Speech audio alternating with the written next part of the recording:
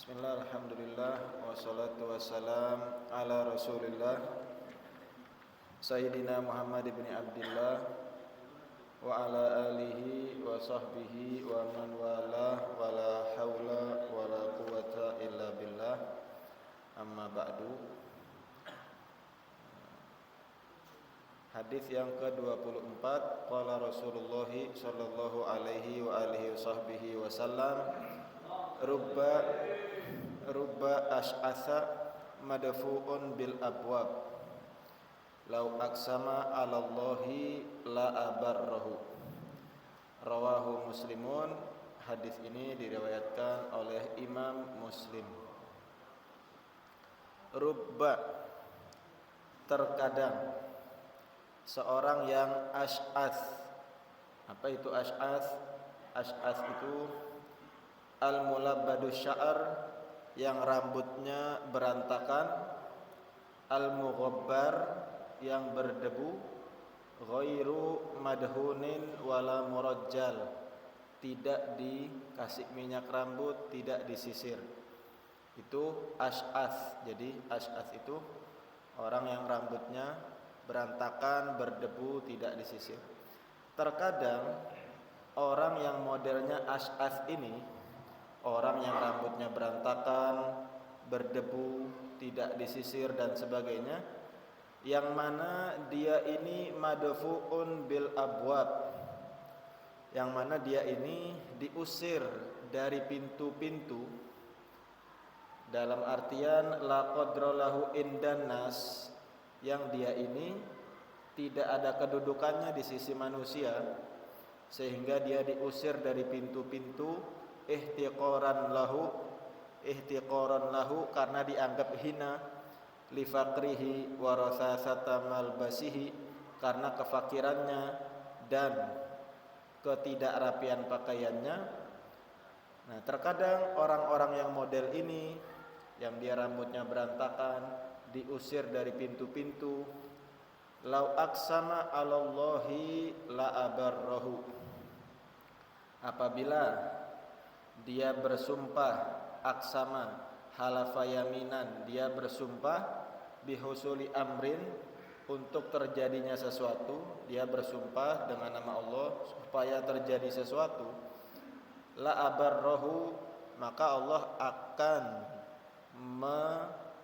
menjadikan kenyataan yang dia sumpahkan. Atau lebih gampangnya, lau aqsama 'alallahi, seandainya dia berdoa kepada Allah, la abarrahu, maka Allah akan mengijabah doa dia. Jadi arti globalnya, Nabi menyampaikan terkadang ada orang yang rambutnya berantakan, dia mungkin berdebu, tidak disisir dan sebagainya, penampilan tidak rapi. Bahkan saking tidak rapihnya, kalau dia datang ke tempat orang-orang itu, dia diusir dari pintu-pintu karena dianggap orang hina. Terkadang orang model ini, kalau dia doanya itu Allah ijabah. Terkadang ada orang-orang yang model begini, tapi ternyata kalau dia doanya itu diijabah. Nah, dikatakan sama ulama, innama qala dzalika, Nabi ini mengucapkan hadis tadi, liyubassiroka, untuk memperlihatkan kepada kamu, maratibas sya'sil ghabri al asfiya al atqiya. Nabi ini ingin memperlihatkan bahwasanya terkadang orang-orang yang penampilannya berantakan, sekilas tidak terawat, tapi selama dia hatinya bersih dan dia bertakwa, terkadang orang-orang model ini dia punya marotib, punya derajat tinggi di sisi Allah Ta'ala. Kemudian diantara tujuannya juga Nabi menyampaikan hal tadi, wa yuraghibuka fi talabi ma talabu. Nabi itu ingin memotivasi kita supaya kita mencari apa-apa yang mereka cari. Karena mereka ini, orang-orang yang model ini, dia sudah tidak peduli dengan hal duniawi, sampai dirinya sendiri aja nggak sempat dia rawat. karena saking fokusnya mencari akhirat, arahnya ke situ. Jadi maksudnya kita tuh dimotivasi fokuslah nyari akhirat. Kemudian dikatakan oleh ulama juga, dari hadis ini kita bisa mengambil sebuah pelajaran, di antaranya anna mizana syar'i laisa bil malbas wala bil madhar bal bil jauhar. Bahwasanya patokan derajat seseorang di dalam syar'i, di dalam agama itu bukan pakaiannya, bukan penampilannya, tetapi bil jauhar, tapi dengan isi hatinya. Walaupun mungkin penampilannya tidak rapi, tidak terawat, selama dia punya hati sofi, hati yang bersih, dan dia juga punya sifat taqiyun, orang yang bertakwa, maka orang-orang model ini dia punya mizan, punya timbangan, punya derajat di sisi Allah Subhanahu wa taala. Itu singkatnya pembahasan hadis ini. Nah, kemudian di antara sosok yang bisa kita bilang sangat tepat untuk pembahasan hadis ini, kita mau sedikit membaca manaqib atau sejarahnya salah satu tabi'in. Tabi'in yaitu Sayyidina Uwais Al-Qarani. Jadi ada salah seorang tabi'in namanya Sayyidina Uwais Al-Qarani. Uwais Al-Qarani ini termasuk min akabiriz zuhad. Dia ini termasuk para pembesar tokoh orang-orang zuhud. Dan beliau itu sama kayak yang digambarkan di hadis tadi, bahkan nanti kita baca lebih lengkap lagi. Beliau itu penampilannya sekilas terlihat tidak terawat, tapi derajatnya di sisi Allah luar biasa, sampai nanti diriwayatkan Nabi itu memerintahkan kepada Sayyidina Abu Bakar dan Sayyidina Umar untuk minta doa ke Uwais Al-Qarani.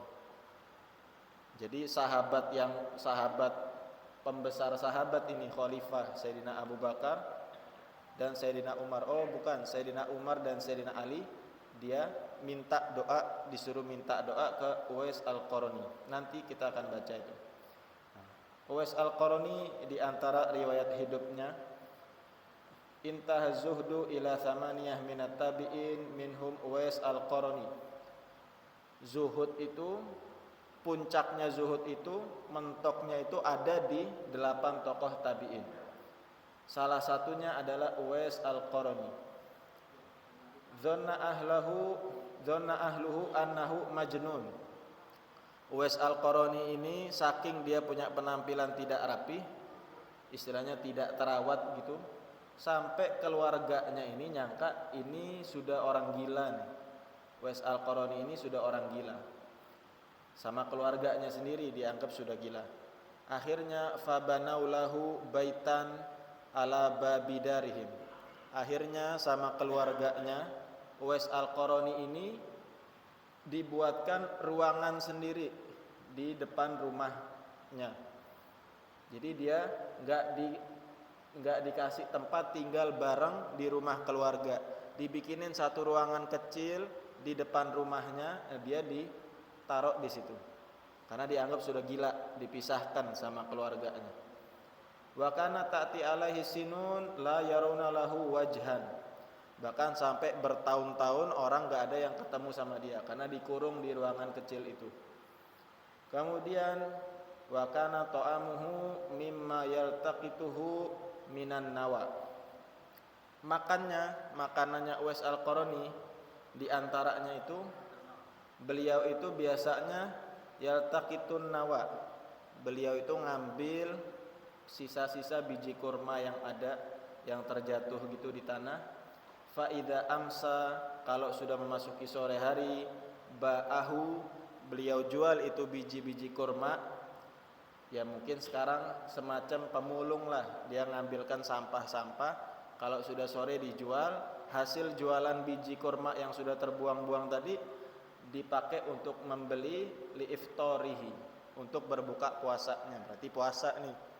Jadi beliau itu kesehariannya puasa, makannya dari mana buka puasanya. Nah, biasanya sebelum buka itu beliau cari biji-biji kurma, dijual kepada yang mungkin ada perlu, ya sama kayak sekarang orang walaupun sampah ada aja yang beli kan gitu, mungkin ada keperluannya, dijual biji kurmanya dipakai untuk beli buka puasa. Itu diantaranya, diantara manakibnya, riwayat hidupnya, istilahnya betul-betul zuhud, jauh dari gemerlap dunia. Kemudian diantara riwayatnya juga ruya anna Uwaisan al-Qarani kana yaktatu minal mazabil wa yaktasi minha. Beliau itu pernah, ya berarti ini pas lagi enggak puasa nih. Pernah beliau itu ngambil makanan-makanan dari sisa-sisa yang ada di tempat sampah, ya makanan-makanan sisa. Wa yaktasi minha, dan beliau juga ngambil pakaian-pakaian yang ada sisa-sisa yang sudah terbuang. Pernah satu waktu fanabahahu kalbun ala mazbalatin. Pernah beliau sedang nyari sisa-sisa makanan di tempat sampah, kemudian ada seekor anjing yang menggonggong kepada dia. Maksudnya mau diambil makanannya. Dia lagi ngambil makanan, terus ada anjing menggonggong. Maksudnya makanannya, anjingnya minta makanan yang dari sampah itu. Faqala lahu Uwais, akhirnya katanya si Uwais al-Qarani, kul mimma yalik wa ana akul mimma yalini. Katanya si Uwais kepada anjing, sudah ente makan yang dekat ente aja, ana makan yang bagiannya ana, jangan saling ganggu. Udah kita makan sudah ada jatahnya masing-masing, jangan minta jatahnya ana. Wala tanbahni, gak usah menggonggong kepada saya. Fa in justus siroto, kalau nanti saya di akhirat saya bisa melewati jembatan sirot, fa ana khairun minka, berarti saya ini adalah makhluk yang lebih baik dari kamu. Wa illa fa anta khairun minni, kalau nanti di akhirat saya enggak bisa melewati sirot, berarti kamu anjing itu lebih baik dari saya. Itu termasuk tawaduknya tuh. Termasuk tawaduknya beliau sampai punya ucapan itu. Jadi karena binatang setelah di akhirat selesai sudah enggak ada taklifnya, enggak ada pahala dan dosanya. Jadi beliau pun masih enggak merasa lebih baik dari seekor anjing, yang mana itu hewan yang najis di mazhab kita Imam Syafi'i dan haram dimakan. Tapi dengan hewan yang sehina itu pun beliau masih enggak merasa lebih baik. Itu termasuk salah satu gambaran tadi sofinya, bersih hatinya, enggak sombong. Bahkan terhadap seekor anjing pun beliau masih enggak merasa lebih baik. Masih penentuannya nanti kita lihat di akhirat. Kalau saya bisa melewati jembatan sirot, ya saya lebih baik dari kamu. Tapi kalau saya enggak bisa, ya berarti masuk neraka, ya kamu lebih baik. Karena anjing udah enggak ada neraka surganya. Kecuali anjing-anjing khusus seperti Ashabul Kahfi itu, dia termasuk hewan yang nanti ada di surga. Anjingnya Ashabul Kahfi. Kemudian ya sama kayak tadi, wa kana ahlu yaquluna huwa majnun, dan sama seperti riwayat pertama tadi, keluarganya itu sudah menganggap dia gila. Wa qaribuhu bihi yastahziun, kerabat-kerabatnya itu sudah yastahziun, sudah meremehkan Uwais ini, sudah diremehkan. Wasighar bihi yatawallaun, anak-anak kecil juga mempermainkan si Uwais, bahkan wabil hijarati yarmun, bahkan Uwais al-Qarani ini saking dipandang hinanya di daerah atau masyarakatnya, dia dilemparin batu sama anak-anak. Jadi betul-betul udah nggak ada harganya Uwais di sisi manusia. Tapi di sisi Allah ini orang yang derajatnya tinggi nih, sampai nanti sahabat pembesar pun disuruh minta doa ke Uwais al-Qarani. Kemudian di antara riwayatnya Uwais al-Qarani, wa kana idza amsa yatasaddaq bima fi baitihi minat ta'ami wa thiyab. Atau wa kana Uwais yaltaqitul kisara minal mazabil. Di antara kebiasaannya juga Uwais al-Qarani ini, sebagaimana tadi beliau ngambil sisa-sisa potongan-potongan roti dari tempat sampah, fayaghsiluha, kemudian dicuci, dibersihkan. Habis dibersihkan, wa ya'kulu ba'daha, ya jelas dimakan, tapi sebagian. Terus yang sebagiannya, wa yatasaddaq bi ba'diha, sebagiannya disedekahkan. Jadi sudah level orang semiskin itu makannya masih ngambil dari tong sampah, itu pun dia cuci dulu biar bersih, itu pun gak dimakan semua, masih dipotong, sebagian dimakan, sebagian disedekahkan. Itu level ketakwaannya bisa dibayangkan segimana tingginya tuh. Makanya sehingga punya derajat besar di sisi Allah. Nah, ketika bersedekah itu beliau berkata semacam bermunajat kepada Allah, Allahumma inni abra'u ilaika min kulli kabidin ja'i. Ya Allah, ini saya sudah sedekah semampunya. Jadi ya Allah, saya ini tolong, saya ini sudah bebas, udah enggak ada tanggungan daripada tetangga-tetangga saya yang lapar. Tolong jangan saya dimintain pertanggungjawaban kalau saya punya tetangga lapar. Ini saya udah sedekah sebisanya. Saking takutnya sama pertanggungjawaban di akhirat. Saking takutnya dia enak sendiri, makan sendiri, kenyang sendiri, tetangganya nggak ketahuan mana lapar mana kenyang, beliau mikirnya jauh. Ini saya bisa tanggung jawab di akhirat gimana nih? Mau kaya sendiri aja, nggak mikir sama lingkungan. Nah, untuk menggugurkan kewajiban itu, beliau sedekah sebisanya, yaitu sampai yang ngambil dari tempat sampah aja dimakan cuma setengah, setengahnya sedekahkan ke orang. Saking takwanya. Di sebagian riwayat juga gitu. Wa kana idza amsa yatasaddaq bima fi baitihi minat ta'am wa thiyab. Terkadang yang disedekahkan bukan cuma makanan, bahkan kalau masih ada baju-baju lebih sedikit, pakaian lebih sedikit disedekahkan. Sambil beliau berdoa, Allahumma man mata ju'anan fala tu'akhidni bihi, wa man mata uryanan fala tu'akhidni bihi. Ya Allah, kalau di sekitar saya ada orang mati kelaparan, tolong jangan saya dihukum gara-gara dia, karena saya udah berusaha, udah sedekah semampunya. Jadi kalau ada orang mati kelaparan, tolong jangan saya nanti yang dihukum. Kalau ada orang yang mati tanpa punya pakaian, tolong juga saya jangan dihukum. Saya udah usaha sebisanya, sedekah sebisanya. Padahal dalam kondisi yang semiskin itu, dan yang tidak dihargai oleh orang lingkungannya, tapi masih ketakwaannya setingkat itu. Itu salah satu gambaran dia punya hati yang sofi, hati bersih, ketakwaan tinggi. Kemudian di antara ibadahnya Kana Uwais radhiyallahu anhu idza amsa yaqul hadhihi lailatul ruku' wa yarka hatta yusbih. Uwais Al-Qarani ini beliau kalau sudah masuk sore hari, beliau berkata hadhihi lailatul ruku'. Ini malam khusus untuk ruku', untuk salat, untuk ibadah. Wa yarka hatta yusbih, artinya dia terus ruku', terus salat, terus ibadah sampai masuk waktu subuh dari malam.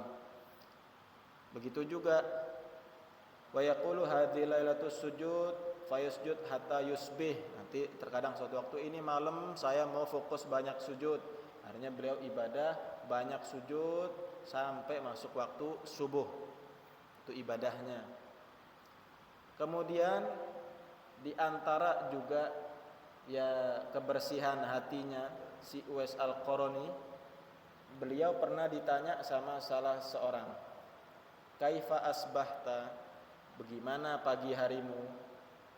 Maka beliau menjawab, asbahtu uhibbullaha wa amsaitu ahmadullaha. Dia ditanya, gimana pagi harimu? Akhirnya dijawab, asbahtu uhibbullah, saya berpagi hari dalam keadaan cinta kepada Allah, wa amsaitu ahmadullah, saya bersore hari dalam keadaan memuji kepada Allah. Dalam keadaan yang begitu, dijauhi orang lingkungan, makanan seadanya, tapi beliau masih mengucap tuh, saya pagi hari ini keadaan saya cinta sama Allah, karena merasa sudah banyak pemberiannya. Saya sore hari ini dalam keadaan memuji kepada Allah, tidak mengeluh ini dan itu, padahal kondisinya begitu. Nah, dari sini kita terbayanglah bagaimana tingginya derajat Uwais Al-Qarani.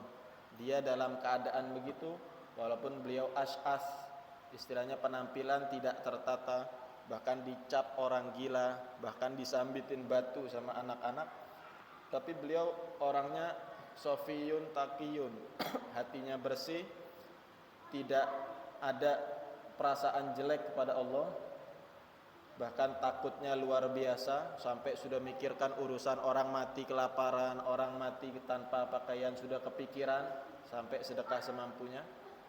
Dan juga takiyun, takwanya luar biasa dari sisi ibadahnya dan sebagainya. Itu dari situ kita sudah kelihatan bagaimana derajatnya Uwais.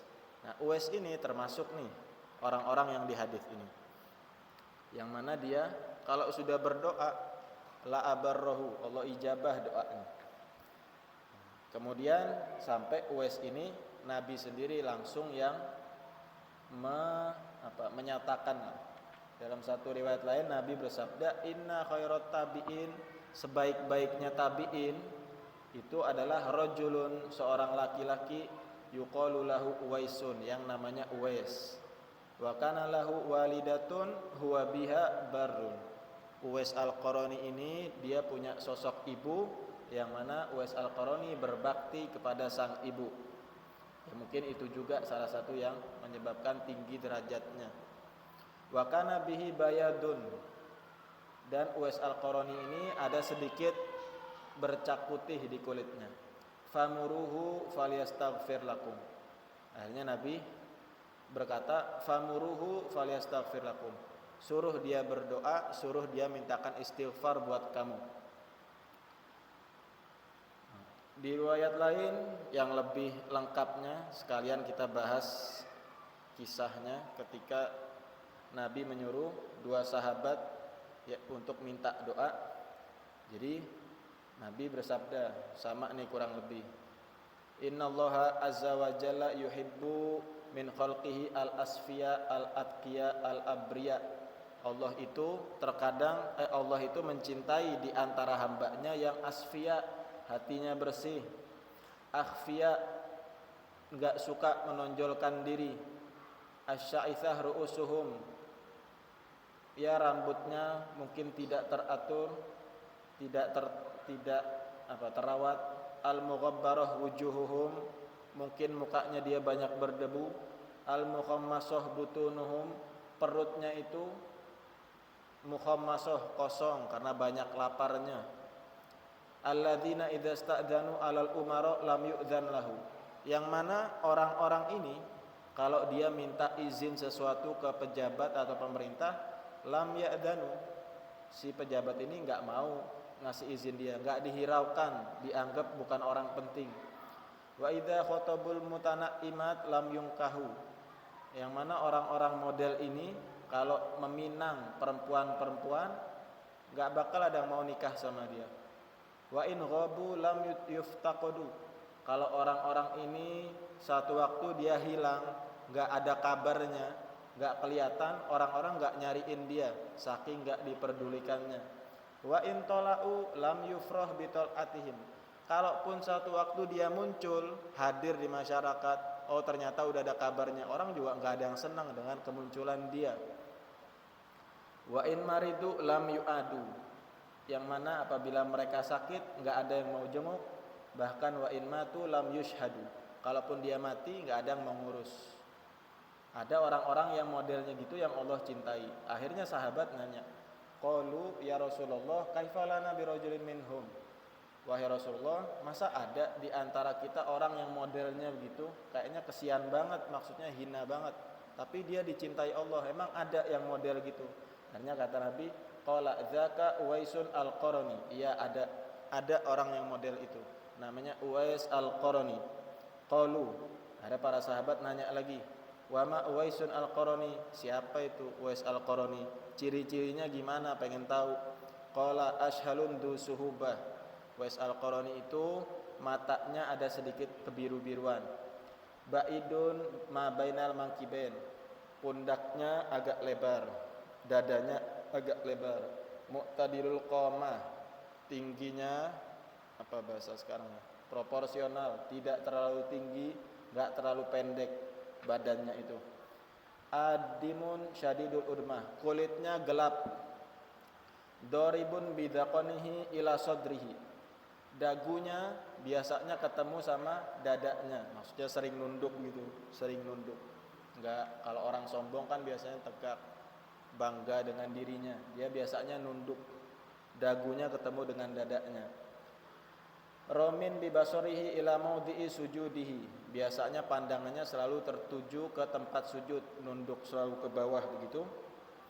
Wadi'un yaminahu ala shimalihi, dia biasanya menaruh tangan kanannya di atas tangan kirinya, berarti begitu.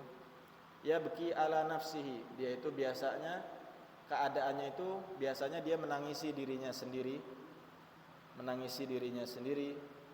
Zi timraini la thawbalahu, beliau punya pakaian itu cuman 2 aja, itu pun sudah lapuk, enggak ada pakaian-pakaian banyak. Muttazirun bi izarin suf waridain suf, beliau ini pakai sarung dari kain suf, pakai rida juga sorban dari kain suf. Nah, beliau ini kata Nabi Uwais Al-Qarani majhulun fi ahlil ardi, enggak dikenal sama orang bumi.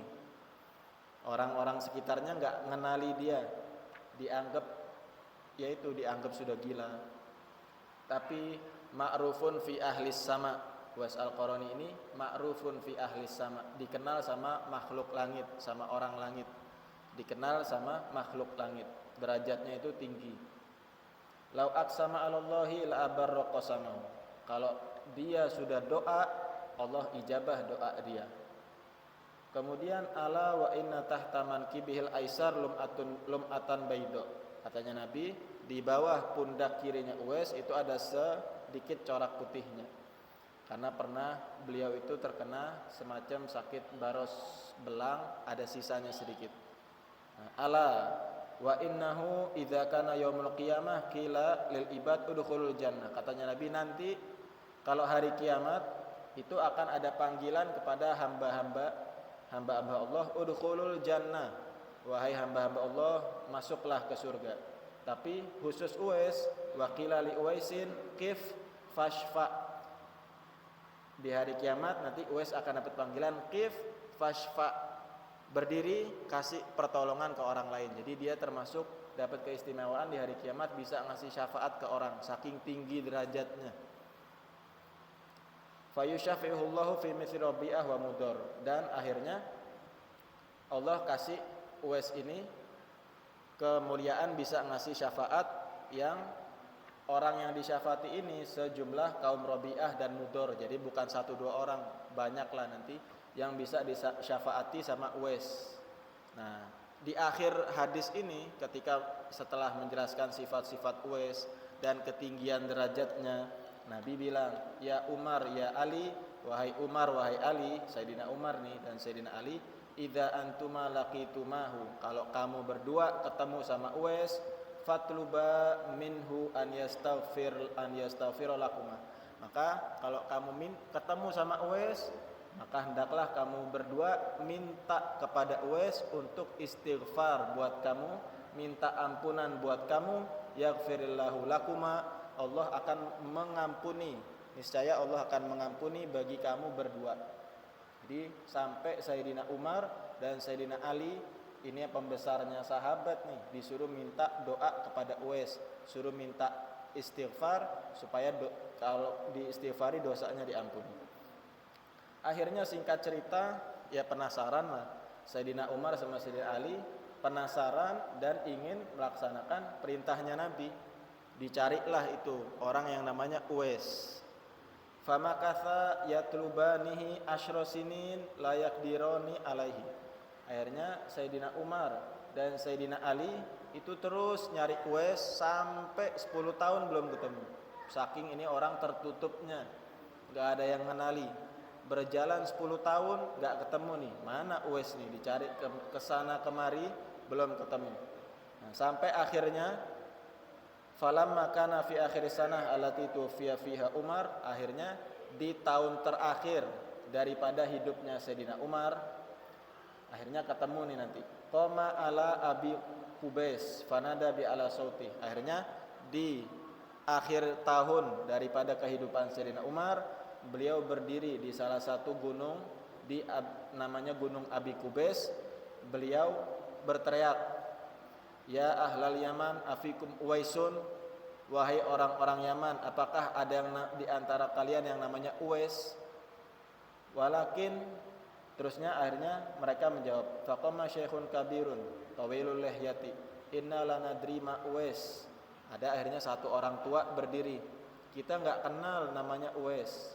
Walakin ibnu akhin li yuqalu lahu Uwais, tapi saya punya keponakan yang namanya Uwais.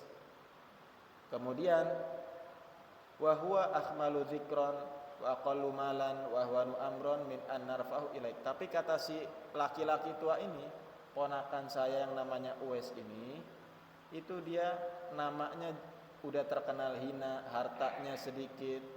Kayaknya saya enggak yakin itu orang yang kamu cari. Masa saya nunjukin orang model gitu kepada kamu, kata si orang tua ini. Wa innahu la yar'a ibilana, dan Uwais ini kegiatannya cuma gembala untanya kami aja, jadi pembantu aja istilahnya. Haqirun baina adhurina, intinya ini orang hina di keluarga kami. Akhirnya kata Sayyidina Umar dalam hatinya, ya ini nih orangnya nih. Hanya ditanya, aina ibnu akhika hada, di mana sekarang tuh ponakan kamu yang kamu sebutkan tadi itu sekarang di mana? Abi haramina huwa, apakah ada di Haram Makkah, daerah Haram Makkah? Qala na'am, iya ada di sini. Wa aina yusab bi Arafat, ya tepatnya ada di daerah sekitar Arafah. Akhirnya berangkatlah. Qala faroqiba Umar wa Ali radhiyallahu anhuma wa asra'a ila Arafat. Akhirnya buru-buru Sayyidina Umar dan Sayyidina Ali menuju tempat Arafah tadi. Fa idza huwa qa'imun yusolli ila syajarah wal ibil haulahu tur'a fasyadda himarahuma. Ternyata benar, pas udah nyampe di Arafah kelihatan ada sosok orang lagi sholat di samping pohon. Di situ ada unta-unta yang digembala.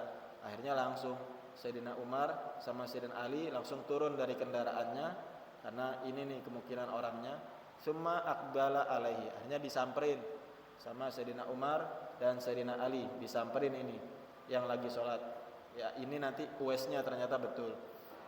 Waqala, berkatalah Sayyidina Umar dan Sayyidina Ali, assalamualaikum warahmatullahi wabarakatuh, ucap salam. Uwais lagi sholat, dengar ada yang salam, fa khaffafa Uwaisun minas sholat, langsung sholatnya dicepeti. Tsumma radda alaihi assalam, dijawab salamnya. Faqala manir rajul, akhirnya Sayyidina Umar dan Sayyidina Ali nanya, kamu nih siapa? Dipastikan. Akhirnya katanya Uwais, ra'i ibilin wa ajiru qaumin, saya ini cuman orang hina, cuman penggembala unta aja. Terus ditanya lagi, katanya Sayyidina Umar dan Sayyidina Ali, lasna nas'aluk anir riayah wal ijarah, kita enggak nanya kerjaannya kamu, enggak nanya kamu menggembala, kamu disewa orang, enggak nanya itu. Mas muka kamu nih namanya siapa? Mau dipastikan nih, dipastikan. Akhirnya Uwais masih mengelak lagi. Dia bilang Abdullah. Abdullah kan artinya hamba Allah. Jadi dia masih enggak mau mengucapkan nama aslinya. Dia mengelak, ditanya siapa namanya? Abdullah, hamba Allah. Akhirnya kata Sayyidina Umar dan Sayyidina Ali, qad alimna anna ahlas samawati wal ardi kullahum abidullah. Ya kalau gitu kita juga tahu, bukan kamu aja, semua makhluk langit bumi itu hambanya Allah. Akhirnya dipastikan lagi, mas mukalladzi samatka bihi ummuka, nama kamu yang dulu ibu kamu ngasih nama itu siapa namanya? Biar nggak bisa ngelak lagi nih, dipertegas lagi pertanyaannya. Nama kamu, maksud saya nama yang dikasih dulu sama ibu kamu pas kamu lahir itu siapa namanya kamu, supaya nggak bisa ngelak lagi. Akhirnya Uwais paham, oh ini maksudnya nanya ya nama saya. Akhirnya Uwais bilang, qala ya hadzan ma turidani bi. Artinya Uwais sudah merasa terpojok, memang betul-betul pengen diketahui identitasnya. Akhirnya beliau nanya, masih nggak langsung jawab, masih nanya lagi. Wahai dua orang, kamu nih mau apa sih? Perlu apa sih? Sampai nanya detail saya siapa nih? Ada perlu apa? Akhirnya diceritakan sama Sayyidina Umar dan Sayyidina Ali. Wasafalana Nabi Uwaisan al-Qarani faqad arafna as-suhuba wa syuhulah, dan seterusnya.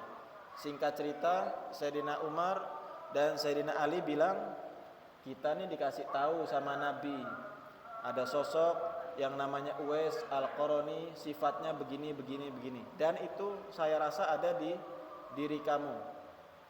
Terus kemudian sama Sayyidina Umar, Sayyidina Ali disampaikan, dan di antara sifat yang Nabi kasih tahu itu Uwais al-Qarani itu katanya di bawah pundak kirinya ada bercak putihnya.